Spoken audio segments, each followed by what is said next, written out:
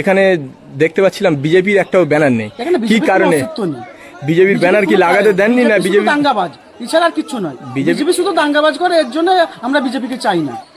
বিজেপির ব্যানার কি আপনারা লাগাতে দেননি না? বিজেপির না, ব্যানার এখানে তারা কেউ বিজেপির লাগানোর কোনো লোক নেই? অস্তিত্ব নেই, ওই লোক নেই, খুঁজে পাওয়া যাবে না। সাধারণ মানুষ বুঝে গেছে বিজেপি শুধুমাত্র ধর্মের রাজনীতি করে, আর সাধারণ আমাদের বাংলার মানুষ ধর্ম রাজনীতি করে না, সম্প্রীতির রাজনীতি করে। জয় বাংলা, তৃণমূল কংগ্রেস জিন্দাবাদ। শামীম আহমেদ জিন্দাবাদ। আমাদের অনেক করেছেন, যুবসাথী থেকে শুরু করে কন্যাশ্রী, সবুজ সাথী প্রকল্প, লক্ষ্মীর ভান্ডার থেকে বিধবা ভাতা, এমন কোনো প্রকল্প নেই, সব প্রকল্পই দিয়ে যাচ্ছে।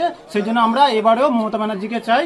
জয় বাংলা, তৃণমূল কংগ্রেস জিন্দাবাদ। আপনাদের এটা কোন অঞ্চল? এটা এটা সিরাকল অঞ্চল। সিরাকল অঞ্চল। এটা সিরাকল অঞ্চল। সিরাকল সিরাকল অঞ্চল। অঞ্চল, হ্যাঁ। শিরাকোলে শামীম আহমেদের প্রচারে জনস্রোত, উৎসাহে ভরল গ্রাম অঞ্চল। পশ্চিম বিধানসভা কেন্দ্রের তৃণমূল কংগ্রেস প্রার্থী শামীম আহমেদের নির্বাচনী প্রচার ঘিরে নজিরবিহীন জনসমাগমের ছবি ধরা পড়ল শিরাকোল অঞ্চলে। মঙ্গলবার সকাল থেকেই রাস্তার দুধারে হাজার হাজার মানুষ সারিবদ্ধভাবে দাঁড়িয়ে পড়েন। প্রার্থীকে স্বাগত জানাতে কোথাও ফুলমিষ্টি, কোথাও মাল্যদানের মাধ্যমে উচ্ছ্বাস প্রকাশ করতে দেখা যায় সাধারণ মানুষকে। প্রচণ্ড রোদের মধ্যেও সকাল 10টা থেকে মানুষ ভিড় জমাতে শুরু করেন। প্রায় দুপুর 2টো পর্যন্ত কয়েক হাজার কর্মী সমর্থককে সঙ্গে নিয়ে একাধিক গ্রাম পরিক্রমা করেন শামীম আহমেদ।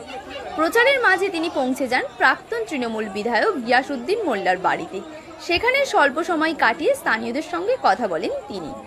এই দিন হিন্দু অধ্যুষিত এলাকাগুলিতেও বিজেপির ব্যানার বা পোস্টার বিশেষ চোখে পড়েনি। তৃণমূল কর্মী সমর্থকদের একাংশ জানান, এলাকায় শান্তি বজায় রেখে হিংসার রাজনীতি রুখতেই তারা বদ্ধপরিকর। প্রচারে মানুষের স্বতঃস্ফূর্ত অংশগ্রহণে আত্মবিশ্বাসী তৃণমূল শিবির।